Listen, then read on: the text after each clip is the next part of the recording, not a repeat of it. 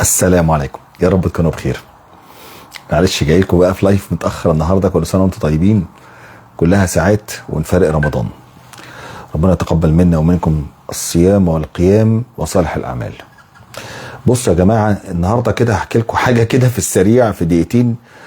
ظاهره غريبه وبدات تنتشر بشكل اكبر في الفتره الاخيره مع الهوجه بتاعت العربيات الكهرباء اللي حصلت يمكن في 25 او يعني بدات في 24، وكان شرارتها كبيره في 25 ومستمره دلوقتي في 26.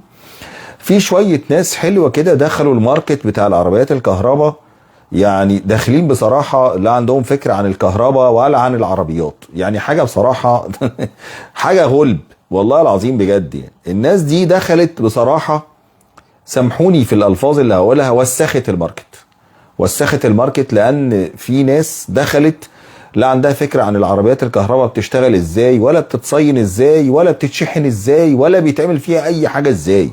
هو داخل الموضوع سبوبه وقلب. يعني القصه ان هو داخل الماركت يقلب شويه عربيات، يلبس الناس في العربيات ويخلع الناس. بقى تعيش في الجروبات، بقى تعيش في الصفحات، تعيش في اللي تعيش فيه، انا ماليش دعوه، انا راجل لبست الراجل العربيه وخلعت. اي منتج جديد او اي حاجة جديدة يا جماعة، اهم حاجة فيها مش البيع، اهم حاجة فيها هو ما بعد البيع. يعني انا لازم قبل ما ابيع لازم افهم العميل العربية وافهم التعامل معاها ايه، ويعمل ايه وما يعملش ايه، والصح ايه والغلط ايه، والحالات بتاعتها ايه، وكل الشرح ده. وبعد ما ابيع لازم اتابع الراجل ده بينفذ الحاجات دي بطريقة صحيحة، ولا الراجل غلط في حاجة او في حاجة حصلت معاه، لان الغلطة هتكلفه كتير قوي. المشكلة ان الناس اللي دخلت دي يا جماعة مش باعت العربيات وسكتت، لا ده باعت العربيات للناس، وكمان كانت بتقدم معلومات غلط. يعني الناس دي وسخت الماركت بمعلومات غلط، وسخت دماغ الكلاينت، وسخت دماغ العميل. العميل بقى عنده معلومات مغلوطة كتير قوي.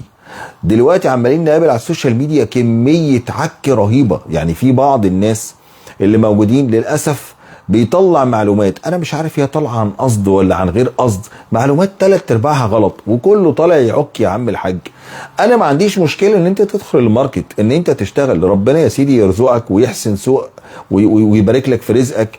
بس ربنا مش هيبارك لك في رزقك الا لو انت فعلا ذاكرت ودرست وتعبت علشان تقدم معلومه صح، وعلشان تخدم العميل ده مظبوط. احنا بيجي لنا ناس والله، بنقابل ناس فعلا حالات حرجه. ناس اشتروا عربيات، لا العميل لا المعرض فاهم العربيه، ولا اللي بيبيع له فاهم العربيه، ولا عندهم افتر سيل، ولا عندهم يعني انا اقول لكم ايه، بس والله عندك حق والله حاج رضا الرحمن، ربنا يكرمك يا رب، كل عام وحضرتك طيب وبخير يا رب. ولا عندهم اي حاجه من الكلام ده. وللعميل للاسف بياخد العربيه ويطلع بقى يسال فلان وعلان، وده يسوحه وده يعمله.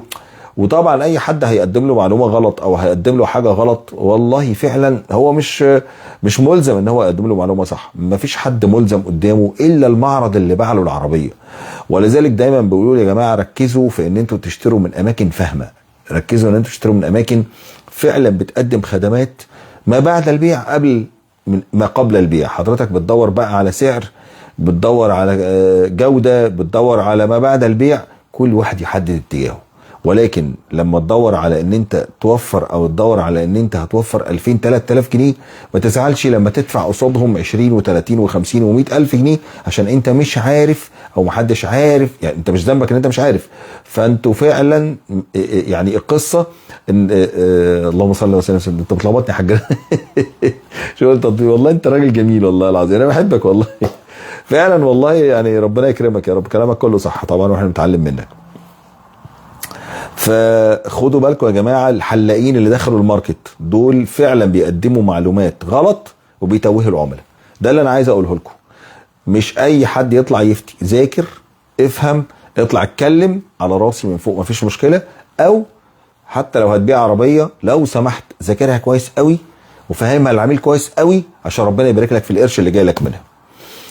الناس اللي واخده الموضوع مؤخرا يمكن من سنة 24 او 25 ودخل الموضوع في بيع العربيات او حتى في بيع الملحقات بتاعتها او ايا كان، اللي داخلين الماركت يا جماعة عشان ياخدوه كارير، فعلا اللي داخلين الموضوع ده حابينه وعايزين يعملوه كارير بجد ناس قليله قوي، الباقي داخل يخبط السبوبه ويخلع. يا رب نشوفكم دايما على خير، ويا رب يهدي الناس، والناس فعلا يعني فعلا تختار المكان الصح والناس المحترمه اللي تتعامل معاها، وربنا يبارك لكم جميعا ان شاء الله. وخلص تحياتي واشوفكم دايما على خير، والسلام عليكم ورحمه الله وبركاته.